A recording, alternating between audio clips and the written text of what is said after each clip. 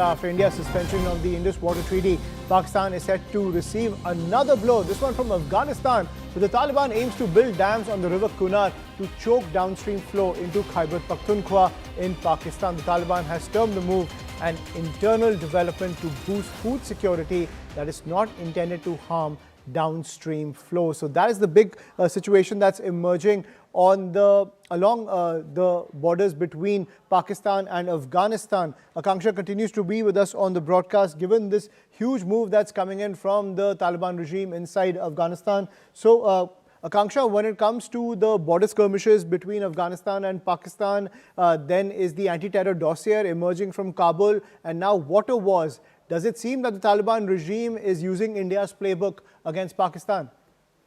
Absolutely, and after this huge blow that Pakistan has received, after India, in fact, left the Indus Water Treaty in abeyance, the Taliban dams on Kunar will in fact choke the downstream flows into the KP province, is what we are being told. The Taliban regime has just approved this plan to divert water from the Kunar River.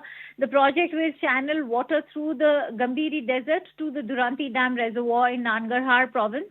This is to help irrigate dry farmlands of Afghanistan and increase crop production in their southern areas. But as the upper riparian country, Afghanistan is diverting Kunar water, will directly reduce the flow into Pakistan's Khyber-Pakhtunkhawa region. And it is, of course, very critical for Pakistan's own irrigation, drinking water and hydropower in Chitral and downstream areas of Pakistan. This escalation on the Kunar could also seriously damage the current status quo between Afghan Taliban and Pakistan. It could also risk a wider conflict. But it is indeed a double whammy, more importantly, after the Indus Water Treaty being kept in abeyance by India. So Taliban officials say the Kunar River project is an internal development initiative. It is going to look at irrigating barren land within their own country. It is also to boost Afghanistan's food security. And they say that they are making unnecessary noise, and Taliban sources have denied targeting Pakistan, claiming the diversion has nothing to do to harm their own downstream flows. But it is bound to boost Afghanistan's food security, and Afghanistan says that it is an upper state and that they have the sovereign right to utilize their own water resources for national reconstruction.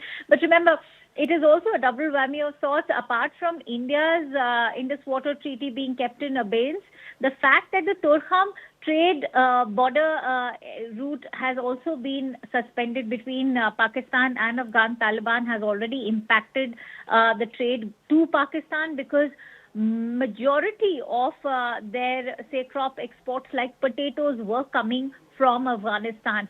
Right. And if you look into, say, oranges, they were again being exported from Afghanistan by Pakistan. Right. So the Afghan sources also believe that it is Pakistan which is standing to lose through these major changes which are currently taking place and the actions of the Afghan Taliban government. Absolutely. And with the contraction of the Pakistani economy, this will further affect its economic prospects, given the fact that there are water wars now on two fronts emerging after this move coming in from the Taliban regime. Thank you, Akanksha, for decoding that for us. Shifting focus